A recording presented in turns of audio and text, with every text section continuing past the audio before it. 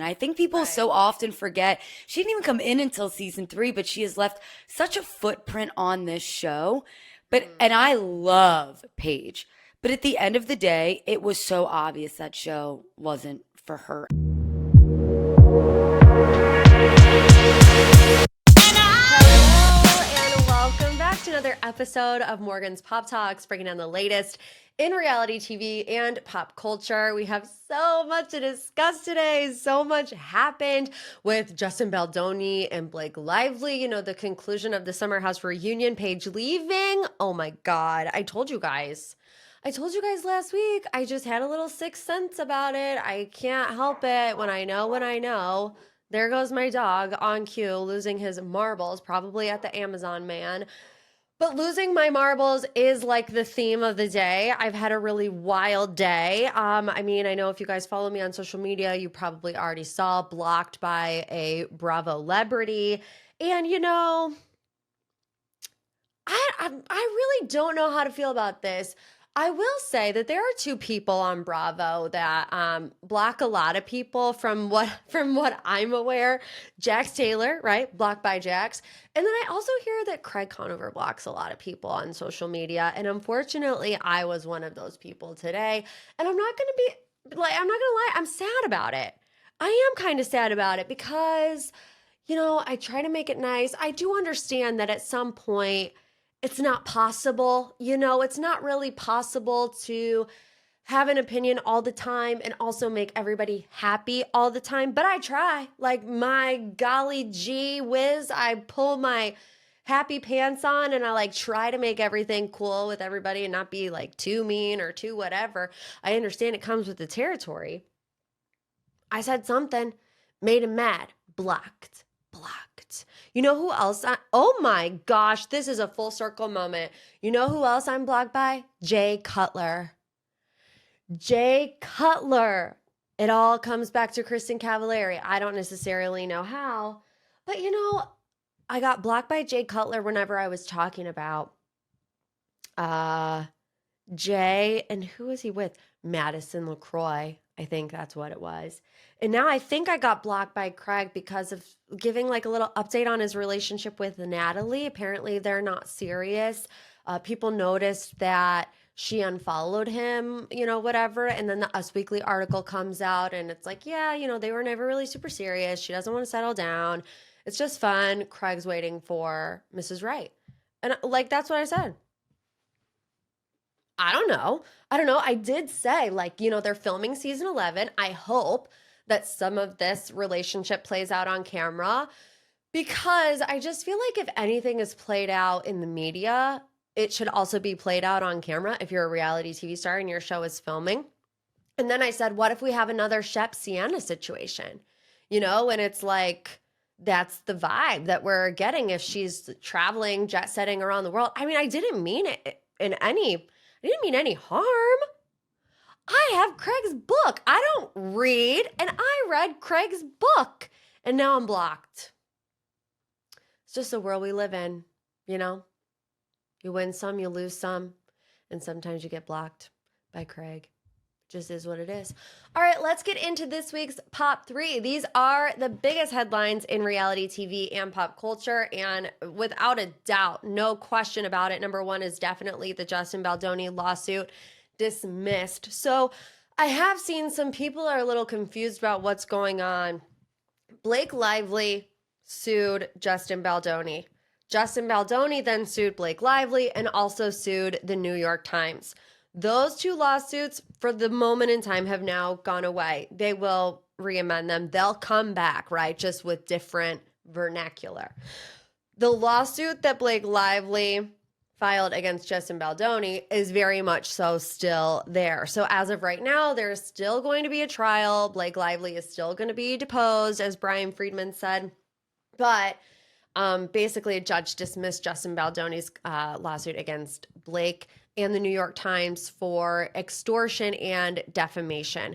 So you remember, this was when Brian Friedman said, we're suing them into smithereens. My favorite quote of the year, right? Well, I guess technically as of this moment, they're not, but it could change.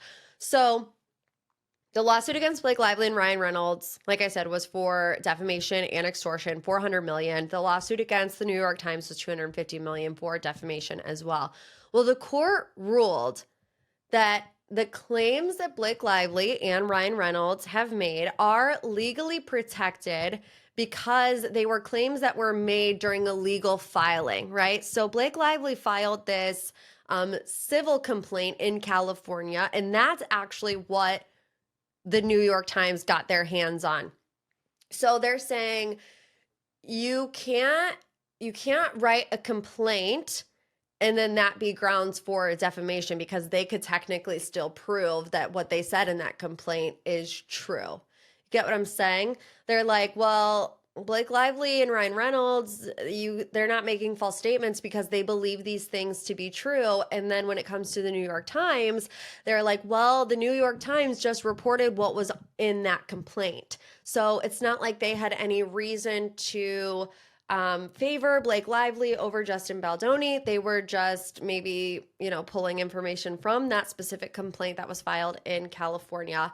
So, like I said, the judge dismissed it, saying the coverage qualified under fair report protections for journalistic accounts of public interest. So what does this mean? The judge gave Justin Baldoni and his team until June 23rd to amend 4 out of the 7 claims in that lawsuit. It's like basically he wants them to narrow in on a specific issue like interference with a contract.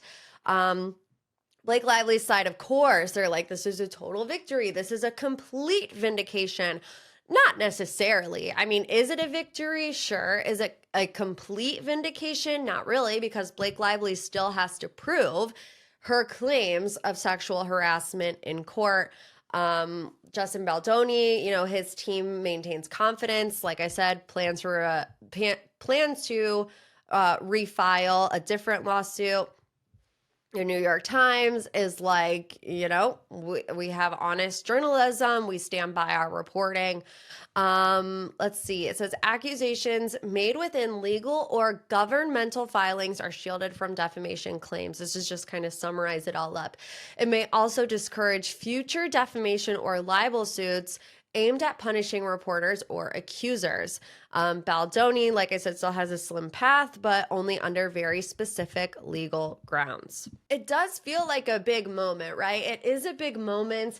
I kind of feel like Justin Baldoni's lawyers should have known that would be the judge's stance, unless, this is kind of a new era of how things unfold in the public eye. When you have I'm just going to call them 2 A-list celebrities, fight with yourselves if you don't think that they're A-listers. But, it's just, I wasn't expecting this. I don't think anybody was expecting this. I don't think Brian Freeman was expecting it. He wanted to sue them into smithereens, so he said. But we'll see. June 23rd. It's not that long. It's like, 2 weeks until they would have to come up with this amended complaint. So moving on to headline number 2, the Secret Lives of Mormon Wives are getting a reunion hosted by Nick Viall, and I'm not a fan of the choice. I don't think a lot of people are a fan of the choice. I get it. I mean, it's like he's interviewed all them. He's had them on the podcast, whatever. And not to say that Nick does a bad job in interviewing, because I actually do think that he does a pretty good job. He really gets in there. Like, he's able to get in there.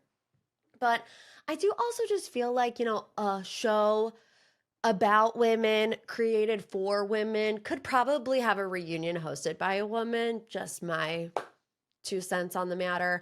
But Demi and Brett were not there. And people were like, oh, does that mean she officially quit the show? Where is she? No, she went to Disneyland. Duh. Disneyland comes before anything and everything. So people were like, where's Demi? She's not in the group photo. What happened? She did a Q&A on her Instagram story this weekend. She said, I was invited. It was short notice, and the only day they could get the location secured was the day that me and my entire family did Disneyland. We had already booked all of our flights, and the Airbnb was non-refundable or would have moved the trip to be there. I tried to have production move it to another day, and they couldn't swing it, sadly. I mean, like, how thrown together was this reunion? Like, don't you just, I don't know. I just feel like the show has been out for what, at least a month now. I feel like the hype is real. We all knew that the hype was going to be real. The producers are the ones that saw the show. They edited the show. Like, why would you not just automatically go into it having a reunion set? Like, that feels weird to me. And also, it kind of reaffirms my feeling that this is kind of put on a little bit. Like, I don't, it doesn't make sense. The Demi narrative at this point doesn't make sense to me because, you know, did she quit the show? Did she not quit the show? Is she on the outs with the girls? Like, what is going on there? She didn't show up to the reunion. That's like the narrative, right? But to me, it's like Demi's whole thing before the season started airing was that she like cares about the income. She cares about the success of the show.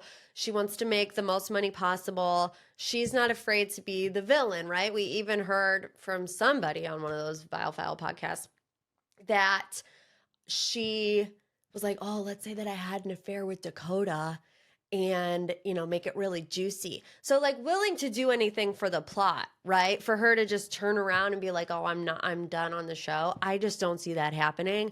So I feel like we're all going to see when she comes back season 3 and like is friends with everybody again. It's all a ruse. It's all a ruse.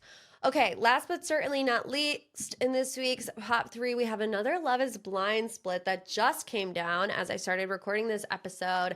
This time it's Lydia and Milton. They were on season 5, like the fever dream that was season 5 of Love is Blind. Remember Izzy and Stacey? You know, like jump scare.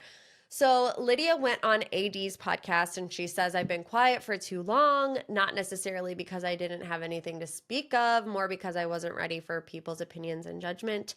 She said, I have decided to file for divorce against Milton. It wasn't one thing. It was a layer of situations and things that kept piling up. She said, when I told him I was ready for a divorce, he says, I'm not signing divorce papers unless there's an NDA. Which is interesting. She kind of gave a lot of different reasons for why they got divorced. You know, she did say at the beginning everything was easy breezy, beautiful cover girl. And then she said 6 months in, we got into this argument about how he wouldn't cut off contact with an ex-girlfriend. I don't really know to what extent that particular situation was.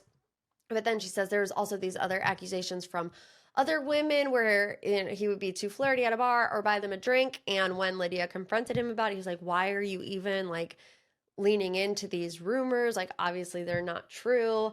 Like, honestly, so many people are like, okay, are we surprised that Lydia and Milton are getting divorced? I kind of am, because I feel like they were the ones that were going to surprise me. You know what I mean? Like, I was surprised when they got married. I was like, oh, that's interesting. It's so crazy. It just might work. You know what I mean? And I felt like, you know, they weren't necessarily big in the public eye for these past 3 years that they've been married. So I'm like, oh yeah, you know, they've chilled out. They have a normal life. They're good. They're married. They're going to be a Love is Blind success story, even though it took us all by surprise. Well, apparently that's not the case. And what is that? The third Love is Blind couple this year to call it quits. We had Ashley and Tyler. We had Colleen and Matt. And we had Lydia and Milton. And like saying all of those couples together, you're like, yeah. But which one is most surprising? Which one is most surprising? I honestly feel like it's Lydia and Milton. Although I do feel the same way about Matt and Colleen. It's just so crazy that it might actually work, you know? So wish nothing but the best for Lydia, nothing but the best for Milton. I just like, I still feel like season 5 of Love is Blind didn't actually happen. All right, now on to this week's deep dive. We have a lot to discuss about the state of Summer House. We've had departures. We've had people say, I'm for sure coming back. We have a lot to get into with part 1 and part 2 of the reunion, where the future of the show is going. I mean, is the Summer House falling? I hope not, but I had to enlist some help with this one. She is one of my favorite reality TV commentators. We're just like long lost sisters, I feel. So I'm really excited. I hope you guys enjoy it. And please help me welcome my guest, Kate Riccio. Kate, thank you so much for joining me to talk about the state of Summer House. I mean, wow, we have a lot to discuss. We do. I also I don't know if you want me to say this, but I heard you were blocked by Craig Conover. Oh, yeah. We've already discussed it. That's crazy. I'm like low key, my feelings are hurt by it. I know I shouldn't, but like they are. Yeah, well, you were like reposting the videos of like, could this have been it? Could this have been it? You really didn't say anything bad, but I do think sometimes these people will just like I don't even want to hear it. I don't want to hear anything positive about Paige. Like I'm blocked by Bethany Yeah. Frankel, and I've never even seen The Real Housewives of New York. So sometimes you just can't really explain it. I know. I try not to take it personally, but like it is hard, especially because I don't know like if you feel this way, but as a content creator, like I it is like my life mission to not make anybody feel like bad about Hmm. the stuff that I post. So it's like whenever that doesn't happen, I'm like really spiraling about it today, but I'm trying not to. Don't. Honestly, I think it's kind of a rite of passage to do what we do, to be blocked by someone. I've Yeah. been blocked by Jax on Instagram, but then on like TikTok, he like made a joke about like, you better be good on TikTok or else I'll block you on here too. And this was back when I kind of thought he was funny. That ship has sailed now. But so I don't stress about it because it is what it is. I bet Craig Conover's block list is like through the roof. The worst part Forever of it long. is though, like now you just like can't see his stories and stuff. I know. And you know, like I was thinking about that today and I was like, okay, well, what does he really post on his stories? And it's like mostly stuff about sewing down south and Hmm. whatever. And I'm like, I was a customer. And like now I'm not going to be. Well, he lost a good one. I know. R.I.P. to the pillows. It's I said earlier R.I.P. I to the have this pillows. book. I don't read. Like I'm not reading the rest of his book. I'm just all in my feels about it today. Wow, Hopefully I'll you get were over a it. fan. I don't blame you for being upset then. You were kind of a ride or die. And I do feel like you, because I try to be the same way. You are quite non-biased. Like you treat this as like a news report. Here's what's going on in the news. So don't sweat it. You didn't never said anything bad. But also, I am Team Page, so Yeah, I mean, so am I. So so I maybe guess it's that's for the what it, best. maybe that's what it all boils down to. And speaking of Paige, I mean, I guess we can just start there. Paige DeSorbo announced she's leaving Summer House last week. Were you shocked, disturbed, heartbroken? Sad but expected. Yeah. It makes sense. It makes sense. I was actually I heard this other podcast I was listening to saying that they were surprised that she didn't at least go to season 10. And I'm like, but that wouldn't have been her 10th season. I think people Right. so often forget she didn't even come in until season 3, but she has left such a footprint on this show. But Mm. and I love Paige. But at the end of the day, it was so obvious that show wasn't for her anymore. I mean, Yeah. it makes sense, but I am really interested to see how this now shakes up everything else because Paige isn't coming back. Lexi isn't coming back. I doubt Lindsay's going to be a full-time cast member of anything. So, like, Hmm. where does that leave Ciara and Amanda? Yeah. Do you feel like it doesn't, I mean, I don't want to say it doesn't completely make sense. Like, see, like they were, Paige, I just felt like was the glue, you know, that Hmm. brought everybody together. So, like you said, where does that leave Ciara and where does that leave Amanda? I mean, Amanda has Kyle, you know, there will always be that connection. Um, I guess Ciara, her main connection right now would be her friendship with Jesse. That's true. That's a really good point. And luckily, I do feel like she left on better terms with West as well. Um, in a crazy turn of events, I really do think it's like West and Jesse's show now. What do you think about that?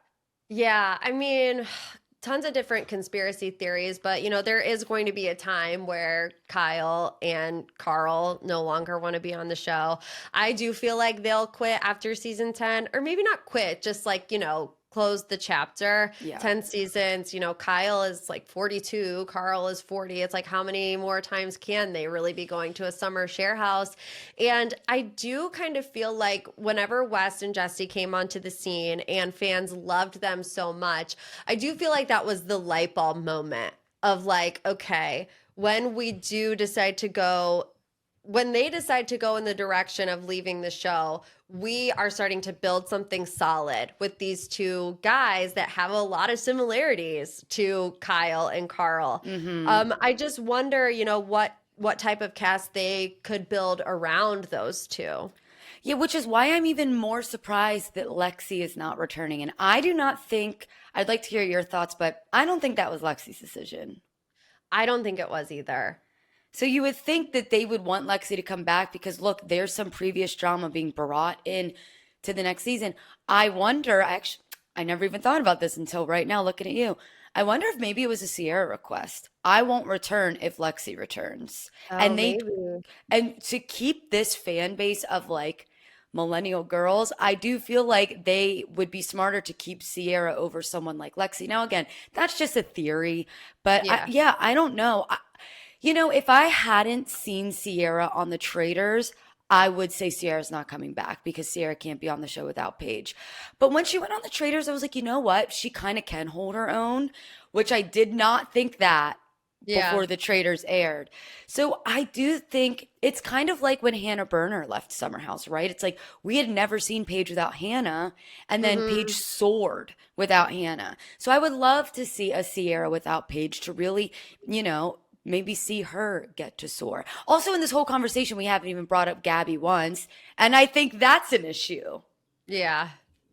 Yeah, it's really interesting because, like you said, I don't think it was Lexi's decision to not come back. I think it's pretty clear that, the way that she was all in on the press, that she liked being on a reality TV show. And like in my mind, I thought Lexi's being a reality TV star in this moment, like doing all of this press, getting promotion for the show when like really none of the other cast was doing that. So that's where my mind kind of went of like, we've seen kind of an odd way of keeping cast members and not. I was really surprised like when Sam Bayer wasn't invited back. So it's Yes. like, and this is Gabby's third season, and we're still kind of having the same comments like we want to see more of her life.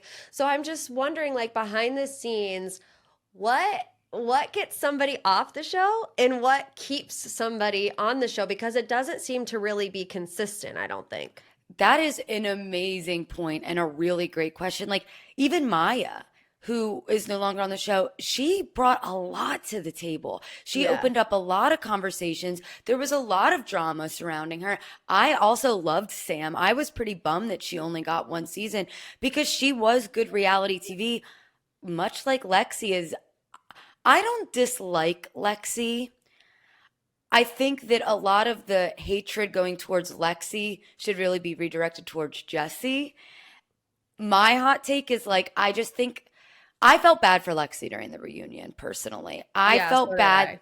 right? Like that they're all like, Jesse's not smart enough to manipulate. Oh, that's just Jesse. Oh, Jesse, are you going to date Paige next? It's like, does this girl's feelings mean nothing? Like you're all giggling with Jesse Solomon, acting as if she didn't just get her heart broken by this guy. But granted, then on the flip side, I didn't necessarily love all the shit she was talking in the press about Ciara, even though it really Yeah. wasn't shit talking, but like it was. It was collateral damage. I do Yes. think that like a lot of it was pointed at Jesse, and Ciara was collateral damage of that. However, if I were Ciara, I would feel like it was intentional. So I think it just depends. Your perception is your reality of that moment. I also do feel like Lexi, and I really don't ever like to use the edit as an excuse for people, but like I do feel like the way that they really harped on the Lexi and Jesse storyline did not do her any favors, because there was other stuff that happened. I mean, we're getting a whole other bonus episode, and we see this big fight with Kyle and Amanda Hmm. about the cheating rumors that were happening last summer. And like online, that was a big deal, and it just was never discussed at all. So I feel like there were different routes that the edit of the show could have gone that would maybe have lessened the screen time of Jesse and Lexi, because we all are fatigued by it at this point. I feel like everybody is just fed up with it. And I feel like that reaction is what made Lexi not come back. Yeah, no, I totally agree with you. Also, Imrul, right? He basically was Hmm. edited out of episodes, and when he was in them, all they talked about was the sex he was having. And he has spoken up and said there was more, they just didn't show it. Another interesting thing, I listened to this podcast called Snarkbait, and they have great tea, and Yeah. they made a really good point where they said, of all the people that have joined Summer House, the only people that stay are people that join with someone else. Hannah and Paige like joined together and became friends. They Hmm. lasted. Jesse and West came together. They became friends. They lasted. So would the season had been have been different if If Bailey would have Bailey. stayed? And I do Hmm. think, and Lexi did mention this in the Vile Files, where like she felt like she didn't have someone, right? Like she Yeah. didn't have her person, which is why she latched to Jesse so much. Do I agree with her doing that? No. I do think she could have made more of an effort and put herself out there with the girls in the house more, but she maybe felt like she couldn't, or she maybe felt like she just needed a person. And I do not doubt that behind closed doors, Jesse was saying those things to her of, they don't like you. You can't trust anyone. I can see it. We've all dated a man, okay? We've all dated a man. Yeah, I do think too that, throughout the history of the show, like I don't know. I don't know how to feel about the comments of like the girls being cliquey because in life you just gravitate more towards some people than other people. And Danielle and Lindsay have been a clique. Paige, Amanda, and Ciara have been a clique. And so people automatically are like, well, Lexi couldn't infiltrate any of the girls' relationships because they were so cliquey. And I'm like, I just don't know that I buy that is the reason alone because I Yeah. don't see them completely icing somebody out unless something really terrible happens. I don't really see that. No, you're totally right. And also, you're not just gonna infiltrate this year long Yeah. three-person friendship where they're focusing on heavier shit right now than your relationship with Jesse. Like Paige was going through some shit last summer. Hmm. Also, not for nothing, it did seem like Lexi was quite good friends with Lindsay and especially Gabby. And you never really hear Gabby complaining about how she's not one of the bed bugs. It's like, Hmm. it's just people do have different friends. And it does make me feel like if I were in the shoes of the girls on the show, I would feel like, oh, she's coming for a spot on the show, right? Like, and I Yeah, like yeah. Lexi, so I'm just playing devil's advocate, but like, she wants to be friends with us because she wants to be on the show. She's doing all this press, like, because she wants to stay relevant. Whereas it has seemed so easy for the other people on the show in the past where they just let their personality speak for themselves, I guess. I don't know. Just breaking the fourth Yeah. wall a little bit here. Yeah. But at this point, I mean, really in 2025, is there anybody that goes on any of these shows that doesn't want to be on TV? Like everybody has that in them. It's Right. just how, I guess transparent is it? Yeah. What I appreciated, which to me did show me Lexi's true colors, I do think at her core, look, I get why people like don't like her. I do like her. But I do think that like that one scene in the second part of the reunion where cameras were down, okay? And it was after they had the big Ciara, Jesse, Lexi conversation where Lexi went up to Ciara and said, I do really just want to apologize again. Like I did not mean yada yada, whatever she said. And that was not at what she thought was a filmed part of the reunion. She didn't know that Hmm. they were going to keep that in. I Yeah. do feel like that was genuine. I do think that she doesn't want to seem like she's against women, but she just hates Jesse. And like you said, Morgan, unfortunately, Ciara is collateral damage in the I hate Wessie trade or Jesse trade. What did you make of Sierra's response to Lexi in that moment? I just don't think Ciara likes Lexi. I Yeah. think that she kind of was like, okay. And Yeah. I love, and by the way, I like Ciara as well. I honestly like every single person on Summer House, Yeah, me except too. I didn't love Jesse this season. But I know Jesse. I wouldn't date Jesse if I were a single girl in the house. Yeah. Like, that's just from life experience. But I like every single person. I think at the end of the day, Ciara just doesn't not only does she not like Lexi, I just don't think she gives a shit anymore. And it's just like, it's fine. Yeah, and she does, like she has said, she takes a long time to really like warm up to people. She's very guarded in new relationships, and I think, with Lexi coming in like this, I don't think there would ever be any, you know, interest for Ciara to give her a second chance. Totally. What do She you doesn't give think? people second chances. I mean, she's not even, I don't think, going to give West a second chance at a friendship. See, that's interesting. I'd be interesting to see if they all come back next season without Paige. I feel like she'd kind of be left without a choice. True. How did you feel that Wes like went about his relationship with Ciara this season? I feel like West went into this season honestly like a little traumatized from what had happened last season. I mean, really, when you think about it, he like wow, got a lot of stuff. And there are some people that think it was too harsh, and then some people think that it was warranted. I just think that he was scared coming into this season, and he didn't want to have that same level of backlash. I can't say that I wouldn't feel the same as him. It's like, it's one thing to sit and watch the show, but then to have thousands of people in your comments and in your DMs, it's like I would probably be scared off of it too.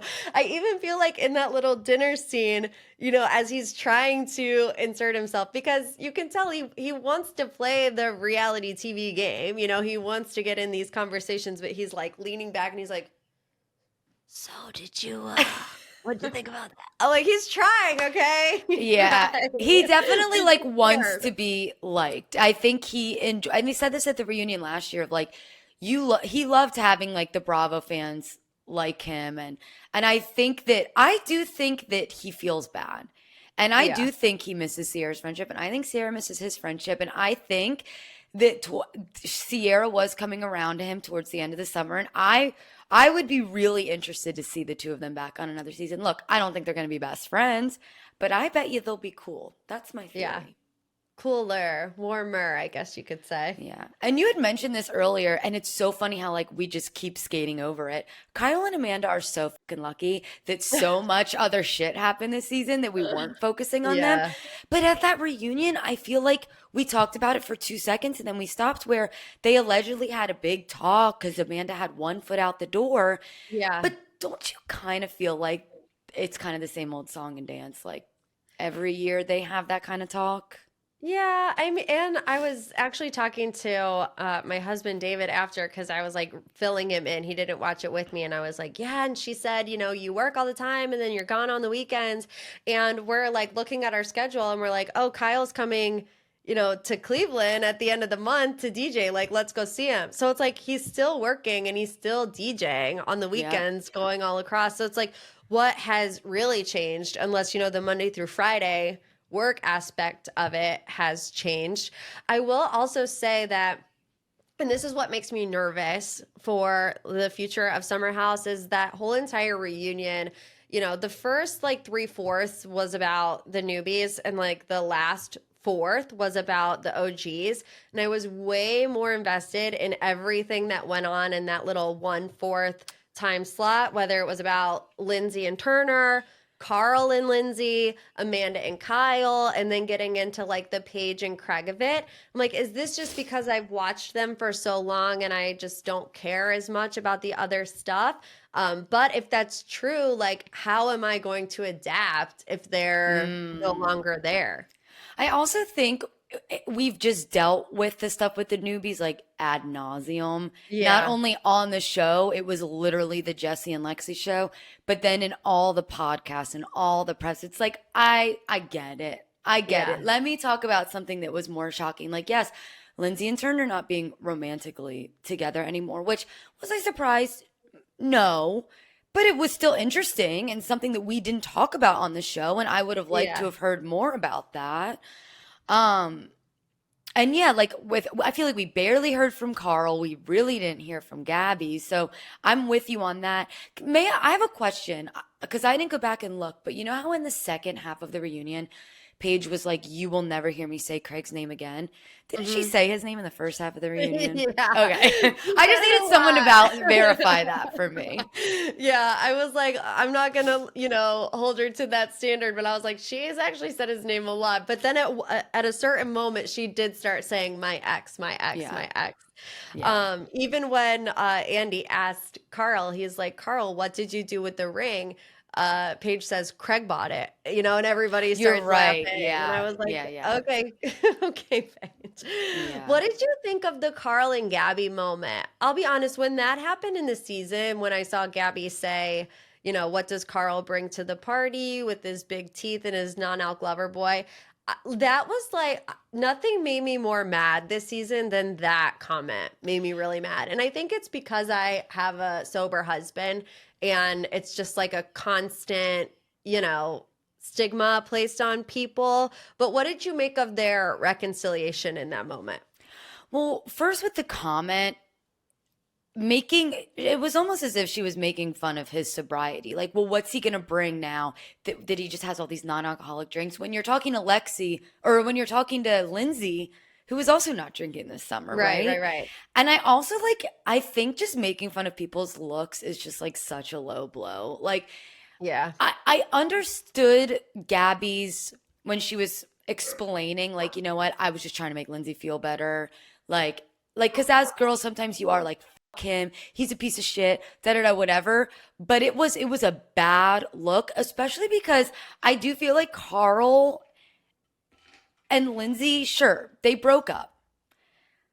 But as far as we know, like no one real, you know what? I actually don't really know. I'm not even going to get into the Carl and Lindsay of it. Let's stick with Carl and Gabby. I feel like Carl's always been nice to Gabby throughout the breakup. I don't think it was fair what she said, but I was happy to hear that she did text him separately. And if they resolved it, and if Carl forgave her, then more power to him. But it was pretty harsh. Yeah, I didn't love it either. And, we've all said things that we regret, especially when talking to our girlfriends about an ex. Like, I'm not going to sit on my high horse and pretend like I've never Hmm. said something mean about somebody.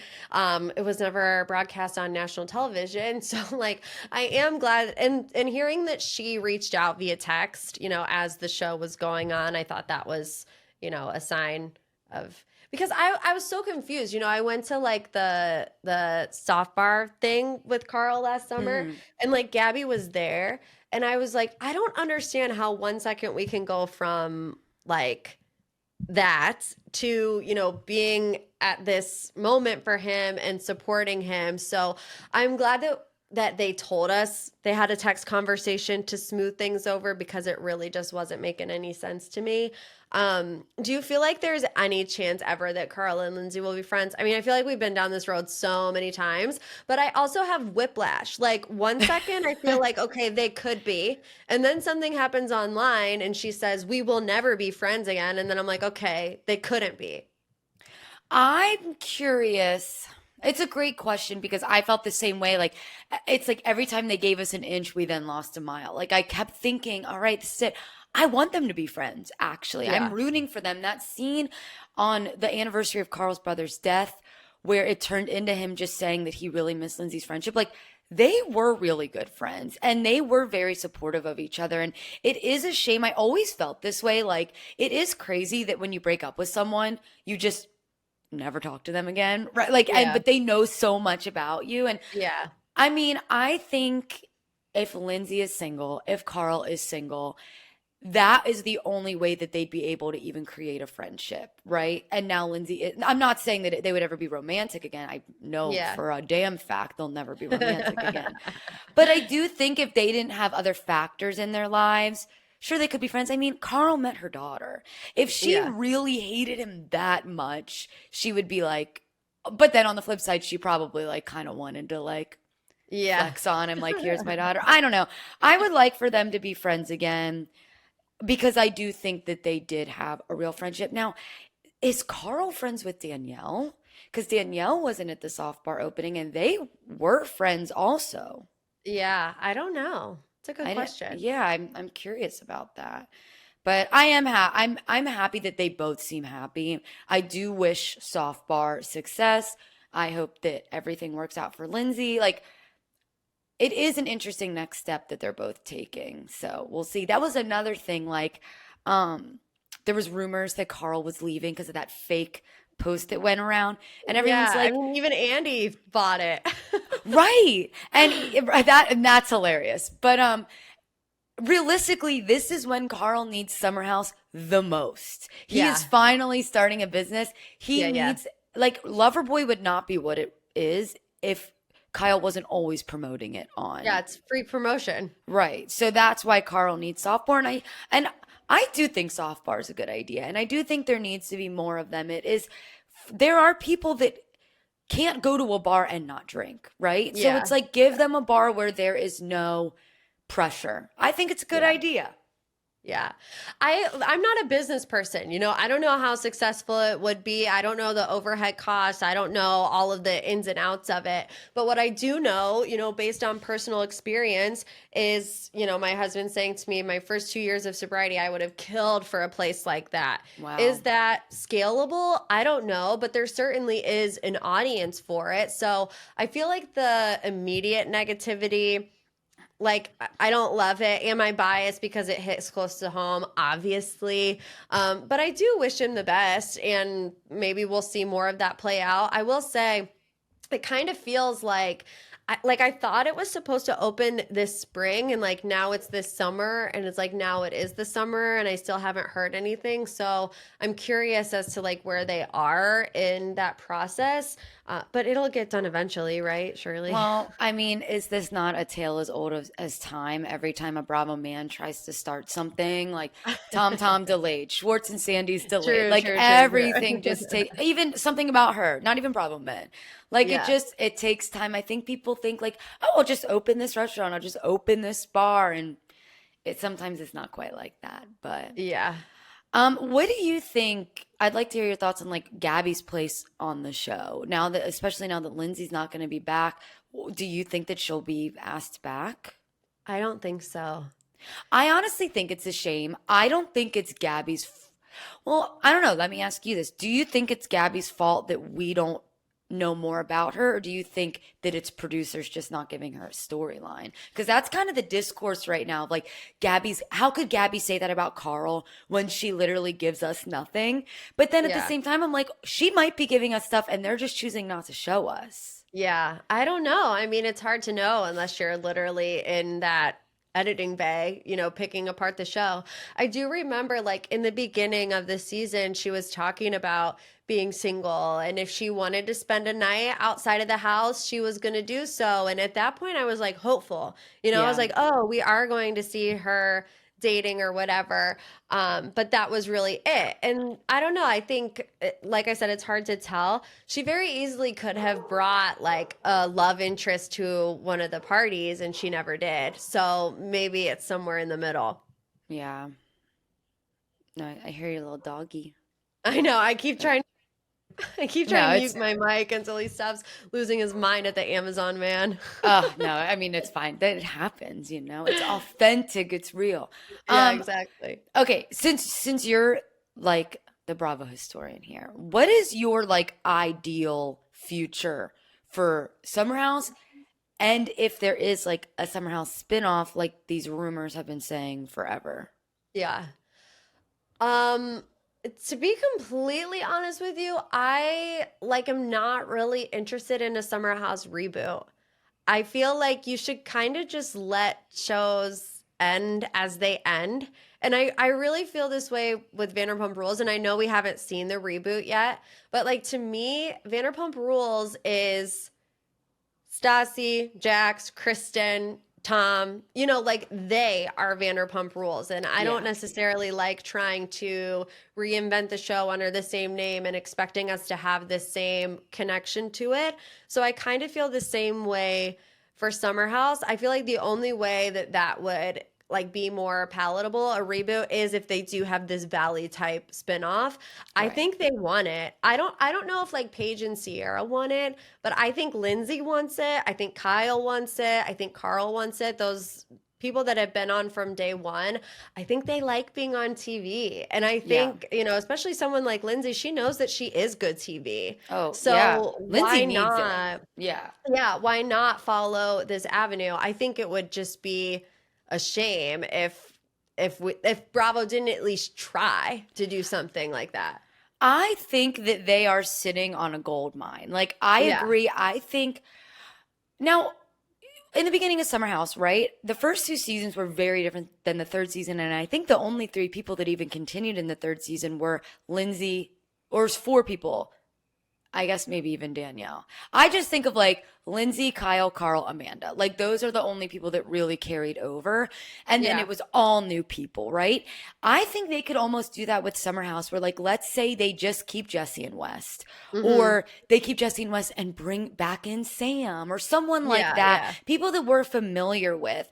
Bring in new people and then also do a spinoff on top of that. I think so many people would love to watch a show like Next Gen NYC, but the other way with Hmm. Kyle and Amanda and Lindsay. And then they could also pop back and forth, like in kind of like how Southern Charm and Southern Hospitality do it, Yeah, where they yeah. do pop in and out of each other's shows sometimes. Like we just love being immersed in that world. Like I want more of that world. Yeah, I did find it really interesting when that little scene in the finale with Paige, Amanda, and Ciara, where they're like, oh, we're not going to see each other for so long. It's just interesting when you look at it from that perspective, where like they really, it seems like they're good friends, but it seems like they only get together for like a substantial amount of time when they're filming. I'm Yeah. like, do they not hang out in the city? I mean, I'm sure that they do occasionally, but they're all super busy. But that's also something that I'm just like, well, like, let's say they do move it to the city.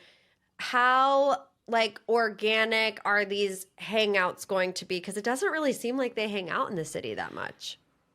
I completely agree with you. It's kind of like when I found out Jesse Solomon lives in Florida and he doesn't even live in New York City. I'm like, how the hell did you get on Summer House then? So it is like, yeah, it's like these during the week things. I agree. I want realness and I want it to be authentic. And I like watching shows where I know that these people do actually hang out. Granted, even though maybe the Summer House cast doesn't really hang out outside of Summer House, when they're in that house together, they are friends, they're having fun, and that's why we love to see it. So I think that's a really good point, and it's a great question because I don't know the answer to that. You don't really see like Paige and Amanda hanging unless it's like a work thing. Yeah, or Sierra, really. Yeah, that is true. I'm wondering though if Paige just like is rarely in the city. And when she is, she's probably just like so busy or just doing nothing in her house. Like I think she is can be a bit Yeah. introverted. Yeah, But I am too. So I don't fault her at all for that. do you believe that Paige is single? Yeah, I don't think she's in like a committed relationship. I think she's dating, but I don't I think she's like tied down. I think that if she were, we would not know about it. You don't? Well, I like that sounds jarring to me at first, but when you think about it, like Paige has always been pretty she's always been able to keep her relationships as under wraps as she wants them to be. Like when Right. she was with Perry, she would kind of give us a little bit of what was going on, but not the full extent. I think it was really on display, obviously, now with Craig. And I actually think it's what is so impressive about Paige and her run on Summer House was she was able to really, for the most part, control her narrative, which is a hard thing to do, and come out of it like a fan favorite. That's a hard thing to do. You're absolutely right about that. She really, it's so interesting that everybody loves her and is going to miss her when she really hasn't given us much of her. I mean, this season was really the first season where we see her get vulnerable and be truthful and, the truth starts to come out. And it does, this season did show how, and I love Paige, but this season did show how much she was hiding throughout the Hmm. last couple of seasons. I mean, even just, which we haven't talked about yet, them talking about what really went down at Kyle and Amanda's wedding. Yeah. And Craig did get kicked out. And Paige said he did make me lie to him for him.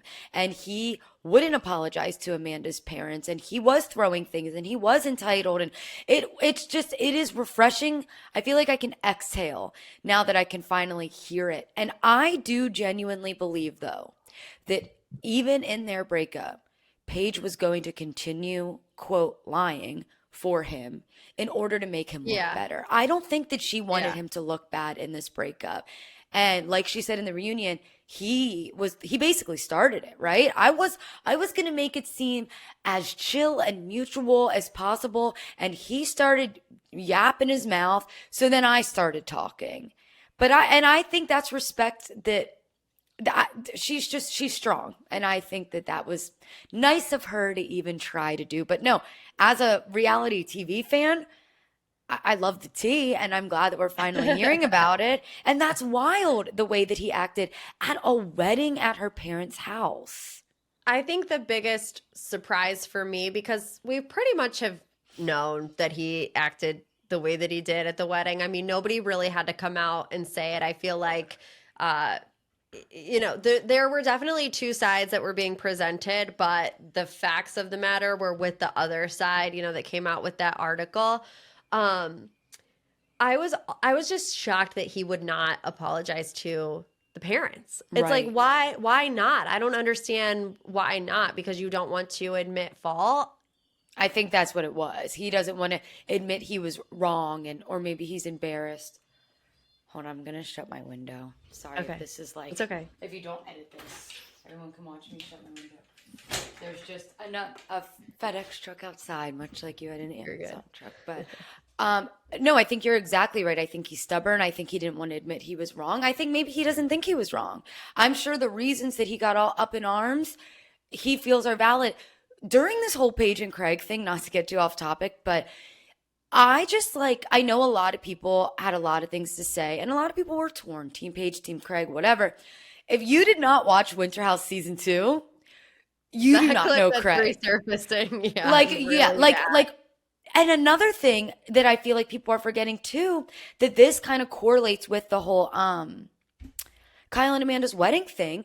Do you remember Luke telling the story about how Craig and Austin stayed with him in Minnesota and completely trashed his house? Yeah.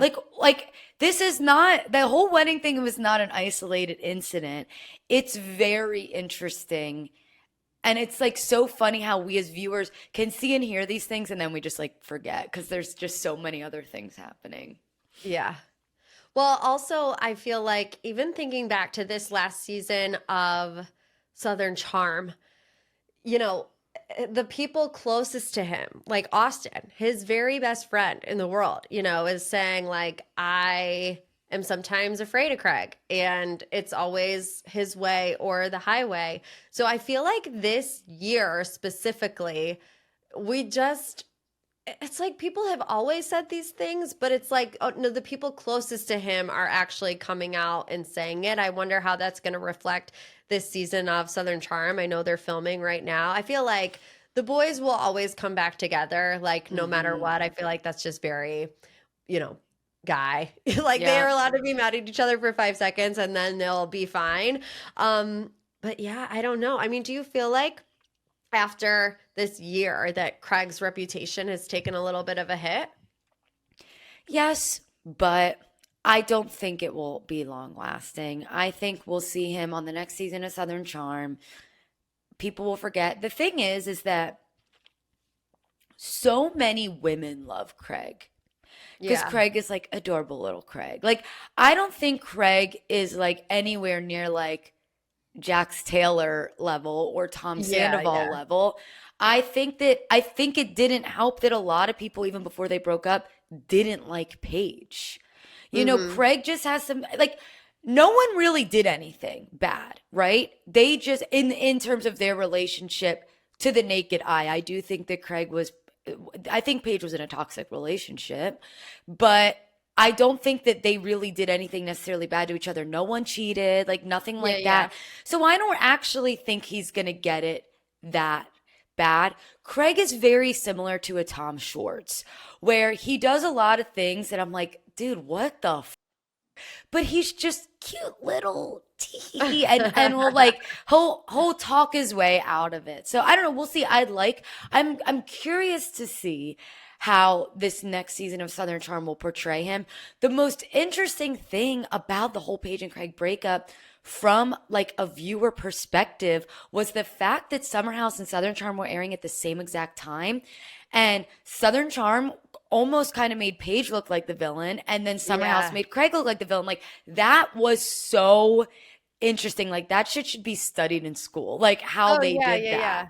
So you believe what your reality is. And I feel like we're seeing it with like the great war that is Summer House versus Southern Charm. Like the Summer House crew has their reality. The Southern Charm crew has their reality through the lenses of Craig and Paige. And, you know, the truth obviously lies somewhere in the middle. But it's wild because we got to see that as well. You know, it's something that happens in real life all the time when people break up and people have to choose sides. And it's like, as a viewer, you saw the two totally different realities. And it's like, okay, well, which one do you actually believe? Exactly. Yeah. At the end of the day, Craig will be fine. Everybody will be fine. Like, that's just the way it is. Did you see, well, I know that you talked about Natalie and Craig breaking up. Did you see that Lexi was hanging out in Charleston with Sally?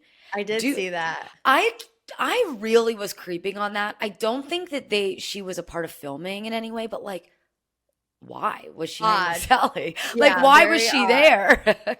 Very odd. I mean, I don't know. Is there like a lot of modeling gigs in Charleston that she would be down there for? Or I have no idea. It looked like her and her sister were just on a trip. Oh my gosh. Let me ask you a question as well, Morgan, while I have you.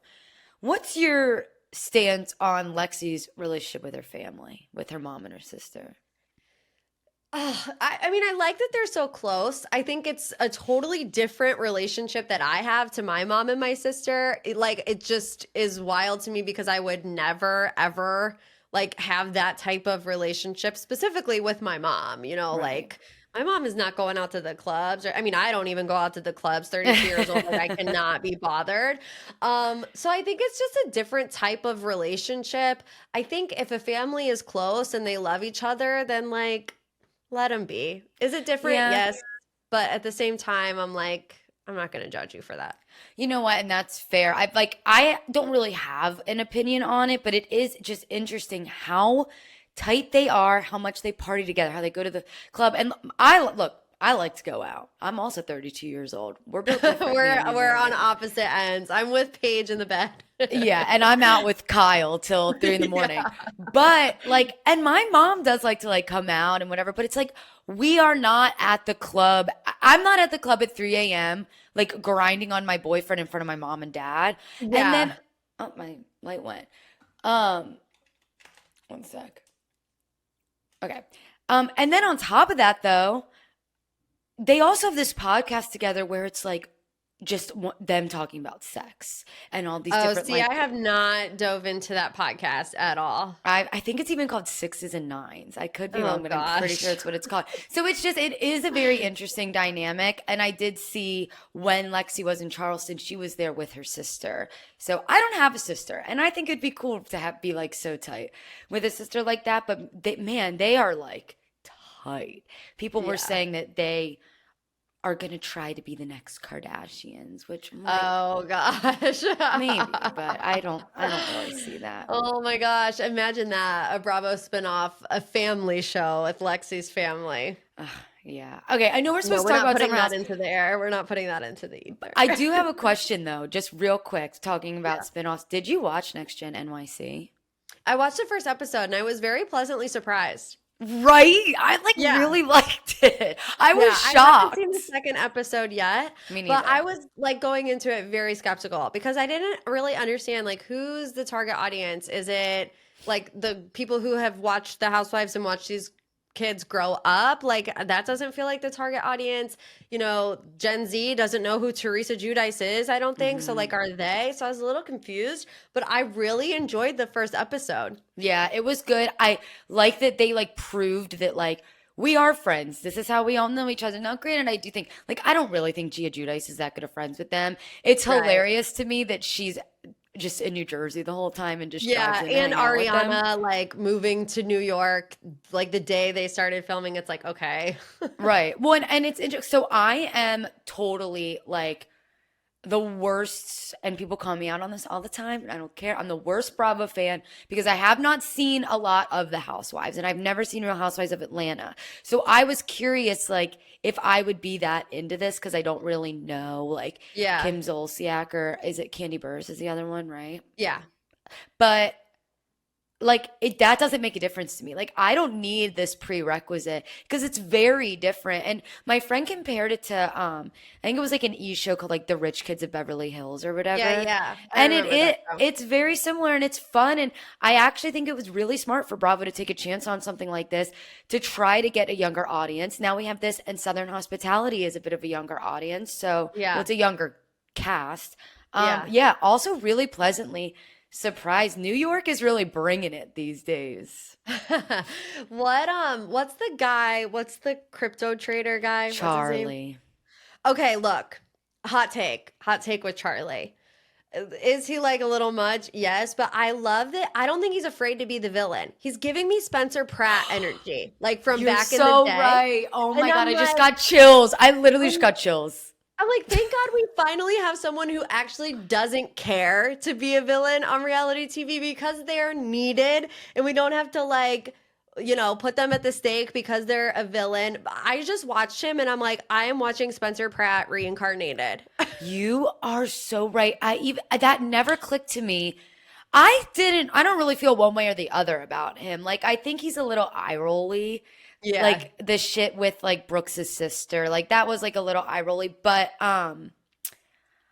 I did clock like even just how he was sitting in the interview chair, where Yeah. everyone was like sitting really upright and like being really professional, and he was like slouched over, like Yeah. legs spread. And I'm with you, Morgan. I don't think it was like a front. I think that's actually how he is. Yeah. He grew up a rich kid in New York City. Like I think to him this is nothing. And also I think he's quite older than a lot of the other people on the show. He's 29. And I think Oh, wow. most of the other people are like 26 and younger. So I could see him just having this like whatever, who gives a Yeah. type of attitude. And I'm really excited to watch the second episode. I was a little thrown off when he said he used to date Lindsay Lohan. I looked it up. They have a 9-year age difference. And if she Yikes. picked him up in high school, I don't know about that. But it was interesting. You heard about like this whole how he was like at the scene of a crime with this like guy that got Oh, yeah, arrested yeah. for like Yeah. torturing some Italian crypto guy. Look, It's too much. I'm staying out of it. Okay, I'm just gonna watch my show and drink my wine and call it a day. But I really liked it. I'm glad you liked it too. I feel like everybody was like, "Wow, this show's actually good." Yeah, I usually give it 3 episodes before I give my official stamp of approval, but like I said, I was pleasantly surprised. Yeah. Have you already talked about Love Island before I got to you? No.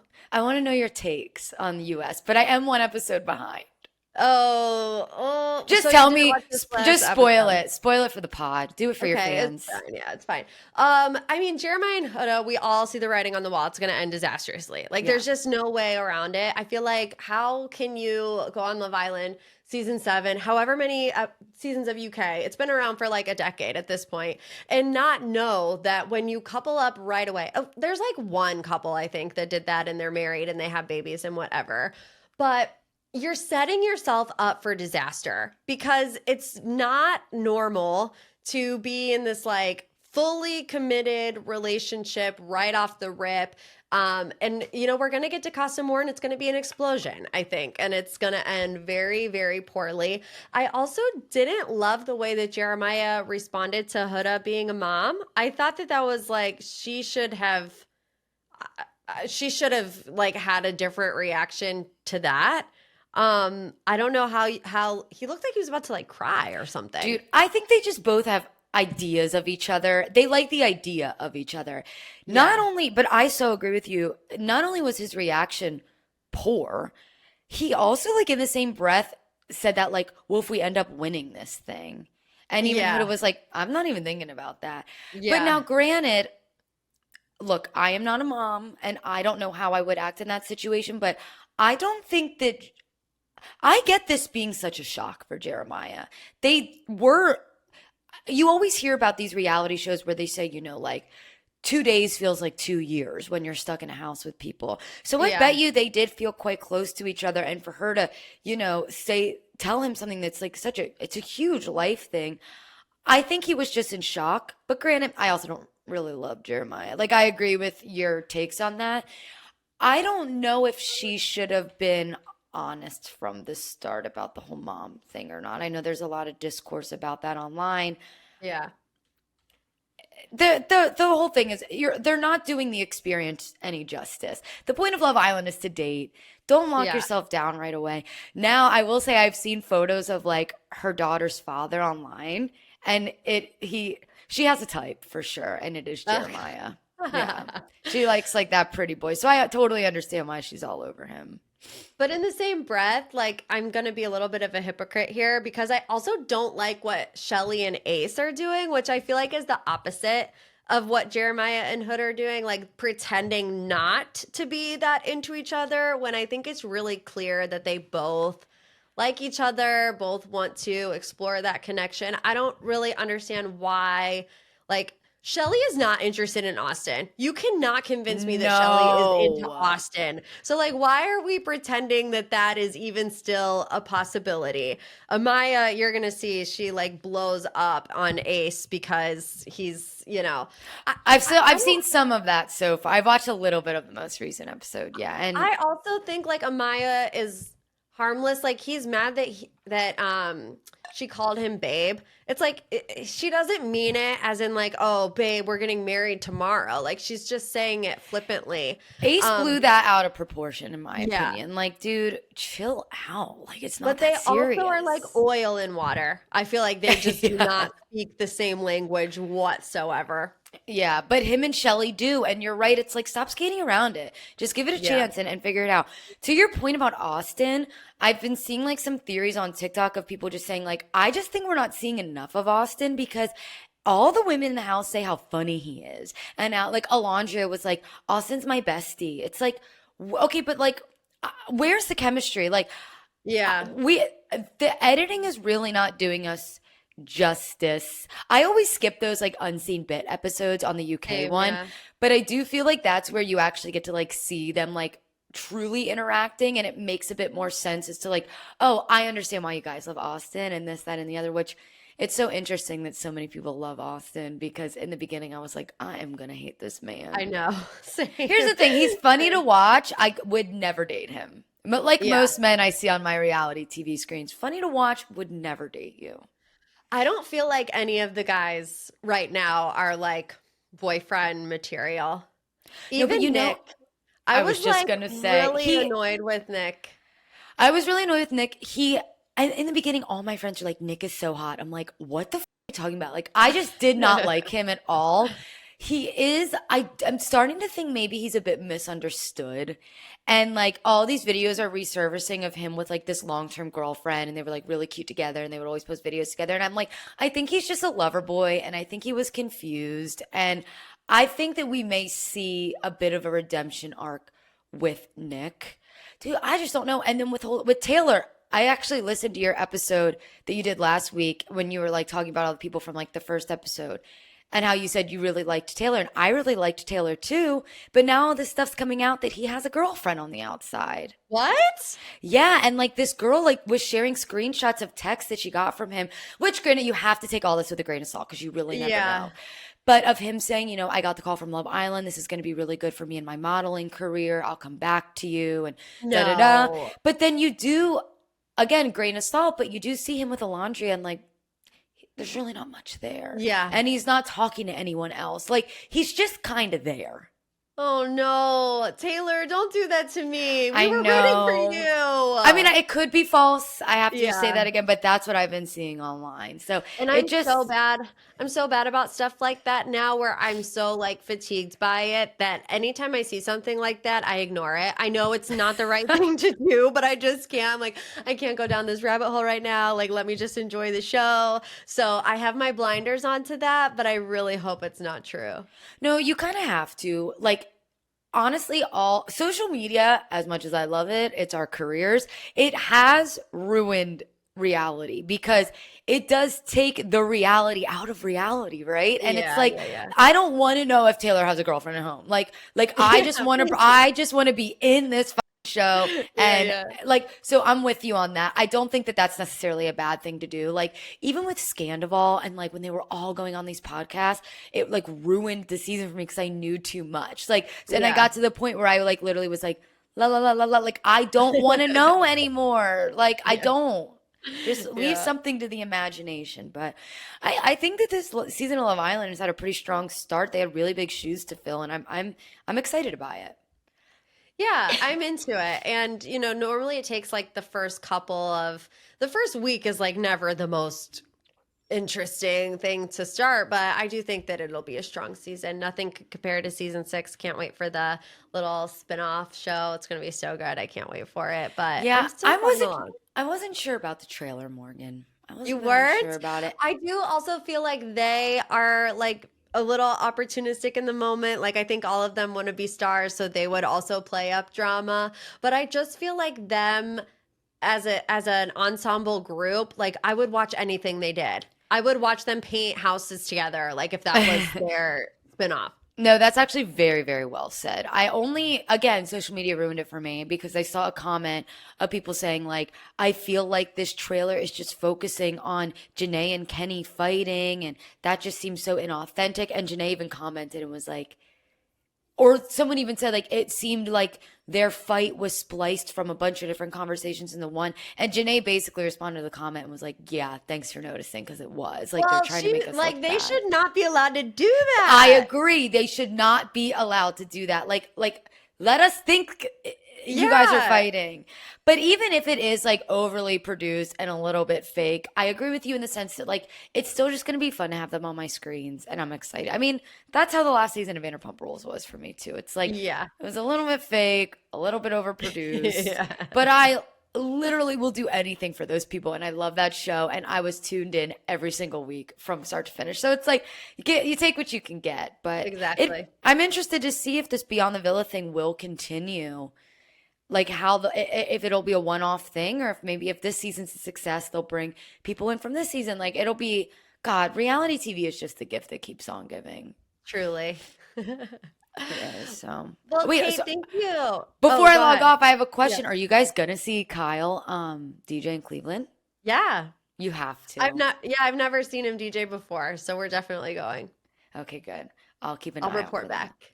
Okay. Now you can thank me for being here. Kate, thank you so much for being here with me. I can't wait to see you and your mom at BravoCon. But tell my listeners where they can find you and listen to your podcast. Oh my gosh. Well, thank you for having me. It was an honor to be asked to be on. Also, it was just good to see you. I haven't seen Yeah, you I since the know. Hulu event. So you can find me on TikTok at Kate Riccio or on Instagram, I'm Riccio Recap. So it's RICCIO. And then, yeah, I have a podcast called Girls Unscripted. We're recapping the Valley. We've recapped the first 2 seasons of Vanderpump Rules and just taking a walk down memory lane. So, and Morgan, yeah, thank you so much. I'm so excited for BravoCon. Yes. Do you know where you're staying yet? Have you booked your hotel? No, I'm hoping my mom will just cover it for me. So we'll see. I Well, have to tell your talk to mom her. to stay where I'm staying so that we can all hang out all weekend long. Okay, you don't have to tell her twice. She's your number one fan. So, well, thank you so much, Morgan. Of course. For final thoughts, real quick, we got our first batch of contestants heading down to the beach on Bachelor in Paradise. And, it's pretty much like your standard run of the mill sprinkle guys from Jen's season, sprinkle girls from Joey's season. But one thing that took me completely by surprise was the return of Dale Moss.